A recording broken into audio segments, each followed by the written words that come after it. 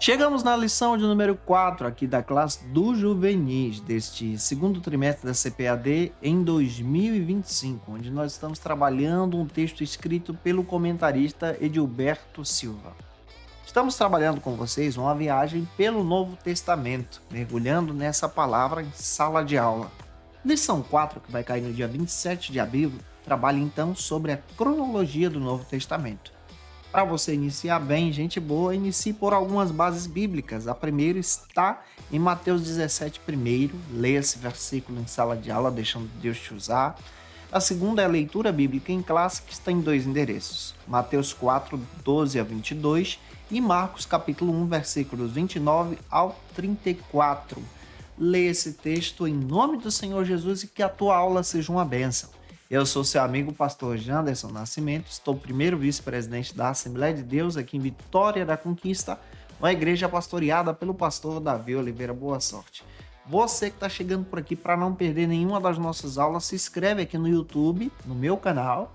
Você pode me acompanhar também pelas nossas outras redes sociais, é só você colocar Janderson Nascimento EBD, nos seguir no Instagram, no Spotify, no TikTok. Eu vou ter o prazer de te ver por lá também, para a glória e honra do Senhor Jesus. A minha oração é que essa aula te edifique e que seja uma bênção para a glória de Deus, em nome do Senhor, e que a tua aula seja uma maravilha para a glória de Deus.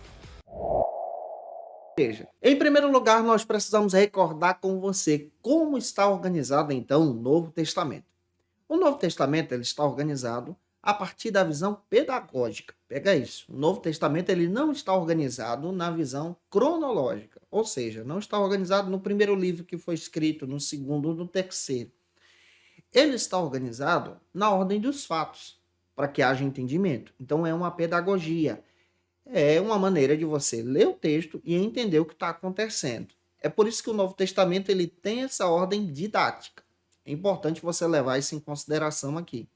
O Novo Testamento ele foi organizado a partir do ano 363-65 por Atanásio, com o objetivo de traçar esses documentos para a própria igreja cristã. É importante também nós levarmos em consideração que os discípulos, quando estavam sendo discipulados por Jesus, nenhum deles estavam caminhando com Jesus com um bloco de anotação na mão, anotando as coisas. Não funcionava assim. O Novo Testamento ele está organizado em uma ordem didática.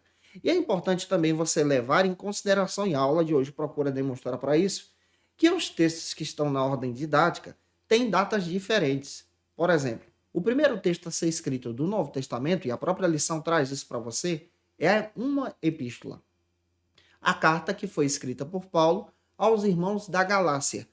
Essa Galácia que nós estamos falando, a carta aos Gálatas, é a Galácia do Sul, uma região que era formada por 4 igrejas. Que igrejas são essas? Antioquia, Icônio, Derbe e Listra. E por isso se chamava de Gálatas. E aqui, essa carta deveria passar por essas igrejas. Possivelmente essa epístola foi escrita no ano 47, 48 da nossa era cristã. Vamos pegar um marco histórico para você entender o Novo Testamento. Jesus ele morre no ano 30, conforme diversos autores biblicistas destacam isso. Nós entendemos isso teologicamente a partir da linha bíblica. Outra coisa que precisamos também entender: Cristo morre no ano 30. Esse é o marco. Se eu estou dizendo para você que o primeiro texto a ser escrito foi escrito no ano 47, 48, dependendo da variável aí, nós temos 17 anos de transição.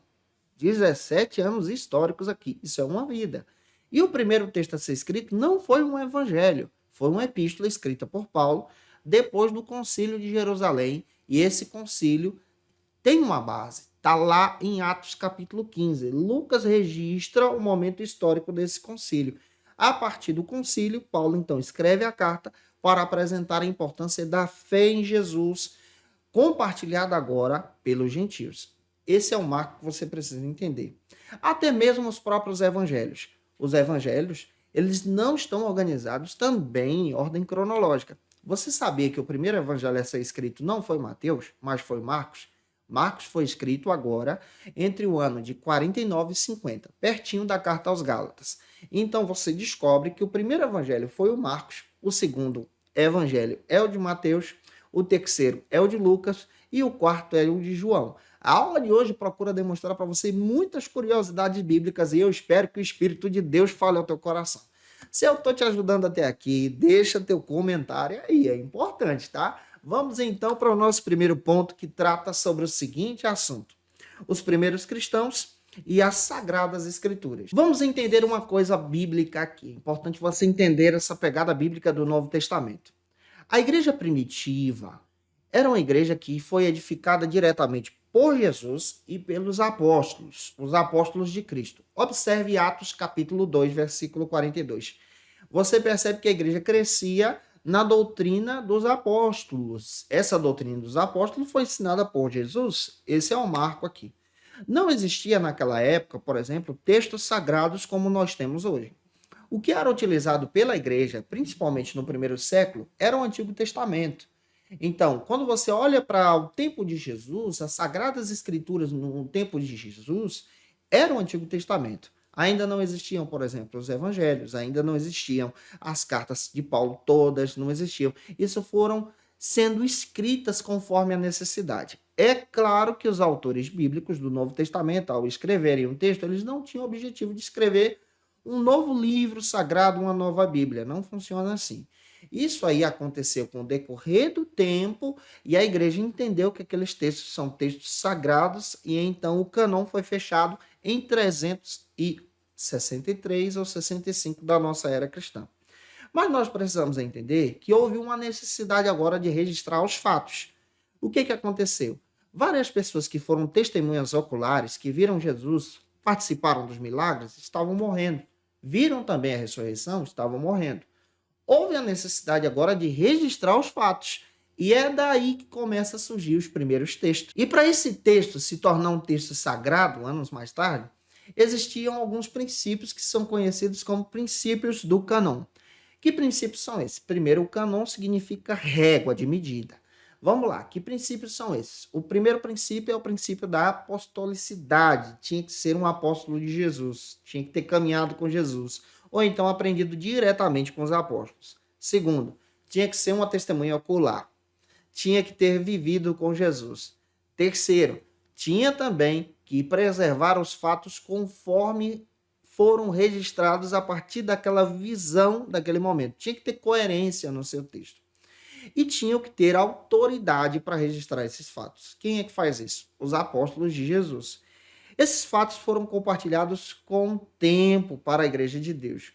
O primeiro evangelho a ser escrito, gente, é o evangelho de Marcos. Se você não sabe, esse evangelho foi escrito por Marcos. Marcos aqui, ele não é um discípulo direto de Jesus, mas ele é um discípulo de discípulo. Ele aparece na Bíblia lá em Atos. O nome dele é João Marcos, filho de Maria.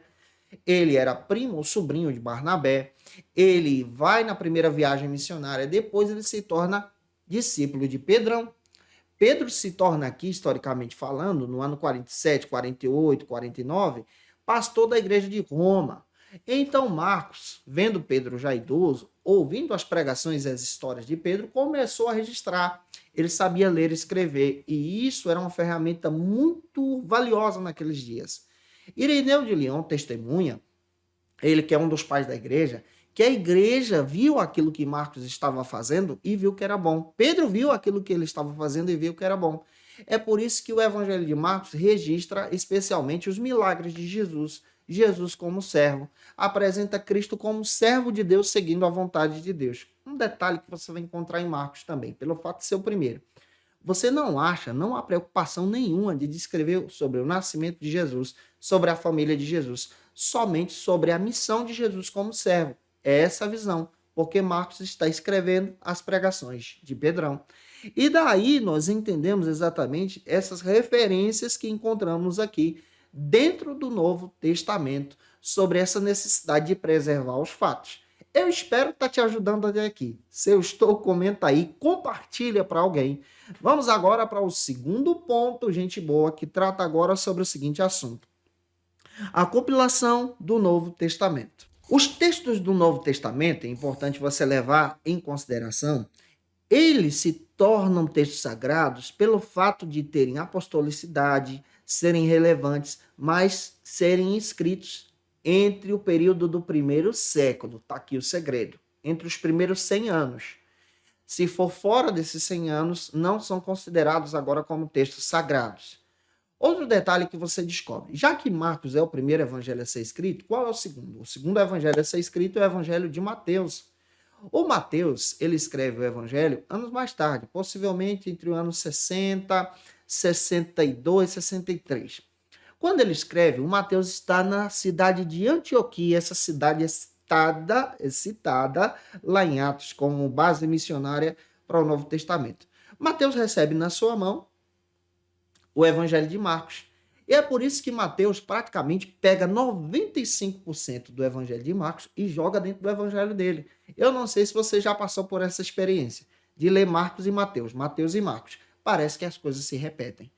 O que acontece ali? Mateus pega Marcos como fonte e começa agora a registrar o Evangelho e a colocar fatos que Marcos não registrou. É claro que Marcos é discípulo de Pedro. Marcos agora ele passa a ser usado por Mateus e Mateus registra os fatos, agora colocando seu testemunho como discípulo direto de Jesus. E é por isso que o Mateus coloca o que Marcos não tem. O Mateus coloca, por exemplo, os fatos a respeito do nascimento de Jesus, genealogia de Jesus. Ele conta parábolas que Marcos não tem. Ele procura dar testemunhos que não estão presentes em Marcos. Isso é chamado de fonte M, que Mateus está colocando ali.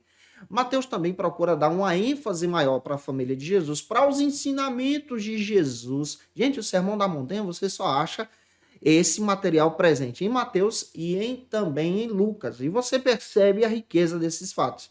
Daí então esse detalhe. Outra coisa que você vai perceber. O Mateus ele procura fazer umas pequenas correções. Por exemplo, o Marcos ele diz que em Jericó havia um cego chamado Bartimeu. O Mateus conta a mesma passagem e ele diz, olha, em Jericó não havia só um cego, eram dois. Pelo fato de Mateus ser testemunho ocular, ele viu, ele estava lá. E o Marcos não. O Marcos ele registra as pregações de Pedro. Pedro já está idoso. E é por isso que você precisa levar isso em consideração também dessa riqueza teológica. Esses textos eles foram organizados exatamente para a riqueza da igreja, para o crescimento da igreja. Depois dele vem o Lucas. O Lucas ele é um discípulo direto do próprio Paulo. E o Lucas ele agora ele escreve um material utilizando Mateus, Marcos, e ele utiliza outra fonte conhecida como fonte M e procura registrar fatos que os demais não têm. E é por isso que esses evangelhos são conhecidos como evangelhos sinóticos, apresentando então a riqueza desses fatos aqui. Nessas organizações, nós entendemos aqui a riqueza de cada evangelista, o que cada evangelista fez. E depois chega então o João, que escreve o seu texto na cidade de Éfeso, possivelmente escreve esse evangelho perto aí do ano 80, 70, 80. E quando ele registra esse evangelho, ele registra demonstrando aqui que Jesus é Deus, é Senhor. E a pegada de João é totalmente diferente dos demais evangelhos. Quando nós olhamos para esses concílios em si, essas organizações, nós descobrimos que o concílio que fecha agora essa organização do Novo Testamento é o concílio organizado por Atanásio de Alexandria. Esse Atanásio que tem aqui uma sensacional visão de pegar esses textos, organizar. É claro que houve tentativas antes. A gente não vai trabalhar sobre essas tentativas porque não dá tempo na aula. Mas Atanásio ele organiza isso em 363, 365 e esses textos passam a ser utilizados então como a igreja, pela igreja, como textos sagrados. Vamos avançar agora para o nosso terceiro ponto, que trata agora sobre a ordem em que os livros foram escritos. A própria lição traz para a gente a organização desses textos do Novo Testamento. Eu falei para você que o primeiro texto a ser escrito é Gálatas, então pega isso. Junto de Gálatas aparece então o texto de Tiago. Esses materiais são escritos entre 45 a 49 da nossa era cristã. Depois nós vamos encontrar as duas epístolas escritas por Paulo à igreja de Tessalônica. Esses materiais são escritos entre o ano 50 e 51 da nossa era cristã. Então, essa é a ordem cronológica. Depois nós vamos encontrar as duas epístolas de 1ª e 2ª Coríntios, que surgem, então, entre possivelmente 55 e 56. O Evangelho de Marcos, só uma correção que eu quero trazer para você, esse material eu acredito que o próprio F.F. Bruce dá base para isso, ele é escrito entre o ano de 50, 51, 49, 50, 51, pelo fato de ser o primeiro texto a ser escrito. Depois vai surgir o Evangelho de Mateus, que é escrito por volta do ano 60. Depois de Mateus, nós vamos encontrar o Evangelho de Lucas, entre 60 a 63 da nossa era cristã. Depois nós vamos encontrar a Epístola de Pedro, a primeira epístola, entre 60 a 63. As cartas que Paulo escreveu quando estava preso, Colossenses, Filemão e Efésios, escritas aí em 62, Filemão também entra aqui. Nós encontramos então Atos dos Apóstolos, possivelmente escrito no ano 63 da nossa era cristã. 1 Timóteo, entre o ano 65, 2 Timóteo, por volta aí de 65 a 66, junto com Tito também. Nós encontramos agora a Epístola aos Hebreus, escrita entre o ano 67 a 69. Encontramos a Epístola de Judas, também presente aqui entre o ano 70 a 80. Os textos de João, primeira, segunda e terceira carta, possivelmente escrita entre 85 a 90. Nós encontramos também o texto de Apocalipse, escrito lá no ano 90 a 96 da nossa era cristã. Aqui nós entendemos uma perspectiva teológica, cronológica desses fatos aqui. Dentro dessa visão, nós entendemos essa citação que estamos organizando para você. Então, olhando para isso, você percebe que a Bíblia ela não está organizada de forma cronológica, mas sim de forma pedagógica. Já avançando, quarto ponto da aula de hoje trata sobre o seguinte assunto: a cronologia dos fatos. Tanto o Antigo e Novo Testamento são organizados com o objetivo de facilitar o entendimento, uma pedagogia. Quando você olha exatamente para esses fatos do Novo Testamento, você vai perceber que isso aqui não atrapalha a nossa compreensão. Então, os fatos de cada evento que acontece no Novo Testamento é registrado. E é por isso que o nosso texto ele é organizado para a compreensão e o entendimento. Cada texto foi organizado exatamente para edificar o povo de Deus, a igreja de Deus. Cada epístola foi escrita exatamente por uma necessidade. Por exemplo, a epístola aos Coríntios. Esse material foi escrito por Paulo com o objetivo de edificar uma igreja que estava passando por problemas internos. As epístolas de 1ª e 2ª aos Tessalonicenses foram escritas para edificar os irmãos que estavam vivendo um período de perseguição e o seu pastor foi expulso da cidade, que no caso aqui é Paulo. As epístolas de Pedro, por exemplo, 1ª e 2ª de Pedro, que são muito parecidas na mesma linha temporal, são escritas agora pela perseverança da fé, para orientar o povo a servir a Jesus. O Evangelho de João foi escrito já quase no finalzinho do primeiro século, entre 80, 85 a 90 ali, com o objetivo de combater agora uma heresia chamada gnosticismo, que distorcia a divindade de Jesus e dizia que Jesus não era Deus. E é por isso que João chega no Evangelho dele dizendo, Jesus é Deus. No princípio era o verbo estava com Deus e o verbo era Deus e Jesus é Deus. Observe o versículo 14 do capítulo 1. Então, cada evangelho, cada passagem, cada carta, elas foram escritas com o objetivo de edificar o povo de Deus, trazer uma riqueza no crescimento em Cristo. Só que, por Atanásio, foram organizadas de uma maneira que nós possamos entender a obra da redenção. A própria Bíblia, ela tem o objetivo de apresentar para a gente a obra da redenção em Jesus, a nossa salvação em Cristo. Daí o entendimento dessa compreensão. Eu espero ter ajudado você hoje em sala de aula. Se eu ajudei, contribuí contigo, por favor, deixa aí teu comentário. Participa com a gente, tira uma foto, marca a gente no Instagram também. Vou ficar feliz se você fizer isso em Jesus. Segue a gente lá para a glória de Deus. E é claro que eu quero que você em Cristo esteja um parceiro nosso lá no Instagram em Jesus. Se você está afastado de Jesus e tem o desejo de voltar para Cristo, você pode fazer isso, aceitando a Jesus como seu Salvador, deixando aí no comentário, eu quero voltar para Jesus, utilizando o celular com leitor de QR Code. Nós vamos orar por você com muita alegria em Cristo Jesus.